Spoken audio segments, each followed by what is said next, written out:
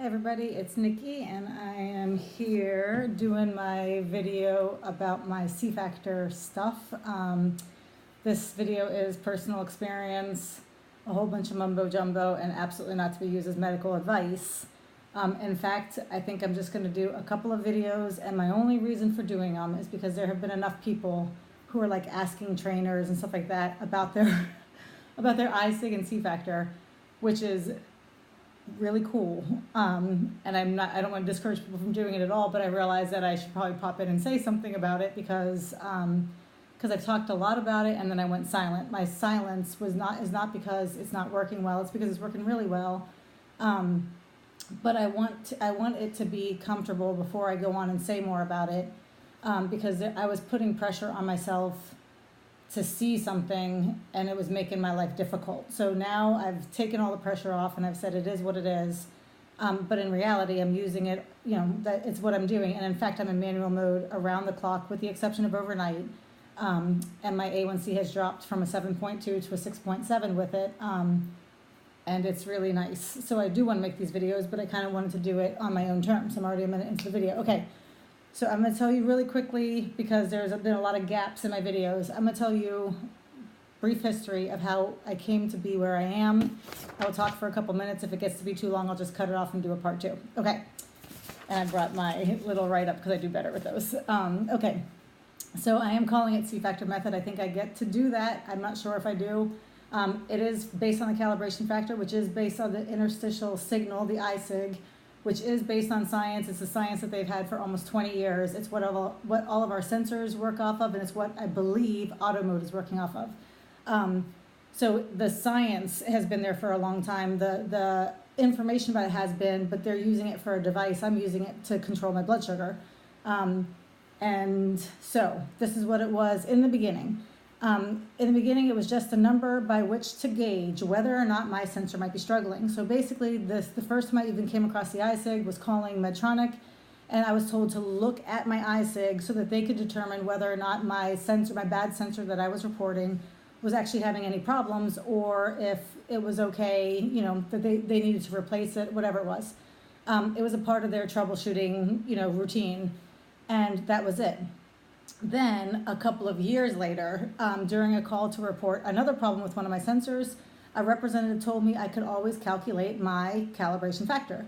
I had never heard of it. He said it was your ISIG, your BG divided by your ISIG. It sounded easy enough.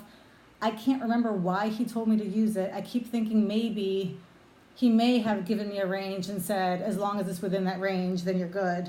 It might not even be for that reason. I don't remember why he wanted me to have it, but he gave it to me. And I realized how easy it was to calculate, and I began to. From that, I started finding a very consistent 5.5, which is what I've reported to you guys is my at stable. Even that is kind of changing, but it's still true. Okay, which was appearing all over the place. After doing some reading on someone's blog, I learned that your calibration factor was very consistent, and once you found it, it was basically your number all the time. This person was also messing with their calibration factor, and my guess is about this person that they were the most stable diabetic you've ever met, because the only way my 5.5 is always a 5.5 is if my blood sugar is not moving. Now I understand that. So I think this person was very stable, and so they kept seeing the same number.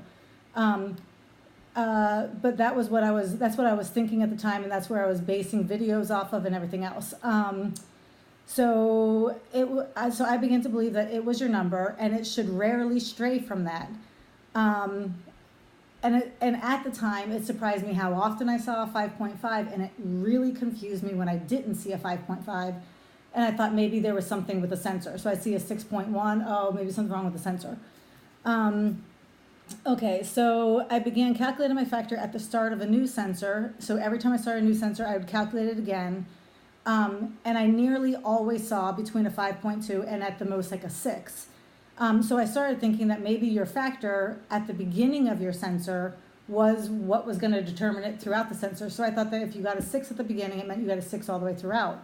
I also began to think that maybe 5.5 was really a small range. Maybe I was really 5.2 to 5.7 or whatever. These were all kind of theories and progress, because I didn't know what all these numbers meant. So it didn't take me too long to realize that these weren't necessarily true, because I would from time to time see a 6.4 or a 6.8 or a 7.1. I didn't see many of them in the beginning, but now I'll tell you why that was. So here's the context. When I first started messing around with my calibration factor, I was almost entirely in auto mode. For my first few months in auto mode, I was an angel. I mean, I wanted it to work so badly, and I was so in that I didn't eat carbs. I would exercise and watch everything like a hawk. I was doing graphs and charts. If you've seen any of my videos, you might know. And I was studying my morning coffee. My morning coffee took on this, beast presence. And I was trying to figure all these things out. Now I understand why those things were happening.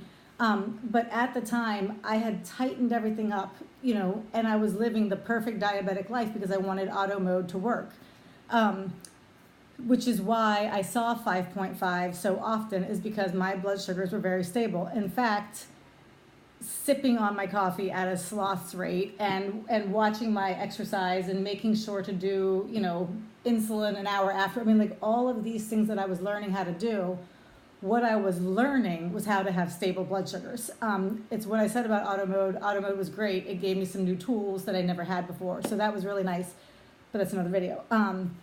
It's why I saw that 5.5. And because I saw 5.5 was such a common number for me, I learned how to use it in reverse in order to estimate my BG. Well, if my number is always 5.5 and I multiply it by a calibration, by my ISIG, it always gave me a number close to my BG, again, because I was always stable. And there were times it was dead on. And so I was like, oh, that's really cool. There's something to this. And it's because there is something to it. But it's what it is has changed over the last couple months, and I'm learning a lot more. Anyway, so I then learned that it was a great ballpark for if you didn't have your tester. Maybe you could tell whether or not your sensor was accurate. There are definitely some things that you can do with it. I now use that ballpark thing for my exercise when I'm out on the road to see whether or not I need a sugar tab yet. And at the least, it seemed to be a cool party trick. So that's kind of where I was, that's where I've come from. Then I added gluten to my diet. Again, if you've seen any of my videos, I have a son with celiac disease. I have type 1 diabetes. I have lots of signs of celiac disease in my past. So I wanted to have my doctor do a biopsy. And the only way that it's a legitimate biopsy or it can yield legitimate results is if you have gluten in your diet. So there I was 3 months doing this great low carb, no carb diet, and all of a sudden I started to add carbs. Gluten meant carbs. The additional carbs were about to change the game, and that is what happened with me. Auto mode began to turn on me, and I turned on it, but that's another video. Meanwhile, back at the farm, I started finding that my 5.5 wasn't so magical. I started having numbers as big as 8.5 and as low as 3.5, and I thought there was just something wrong with the sensor. I kept thinking there's something wrong here.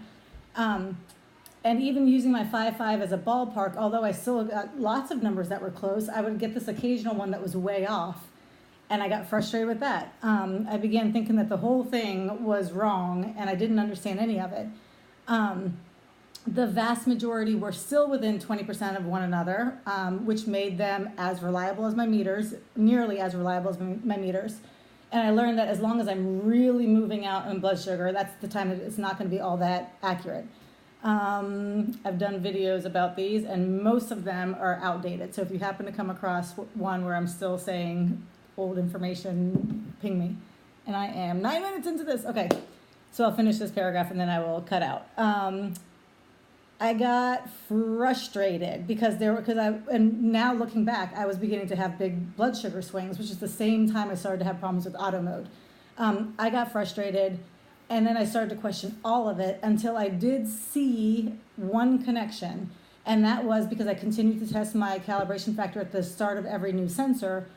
And I did see that when my calibration factor was about a 6 or higher, my blood sugar was usually a 200 or higher. And that was pretty consistent. And so it made me start to think that when my blood sugar is up, my calibration factor is up. It was enough of a connection that I continued to test. And in fact, it's where I started to get hooked and really, really test, but I'll go do that in another video. So thanks for watching. And if you care to hear, if you're still there, you can go to the next one. Thanks.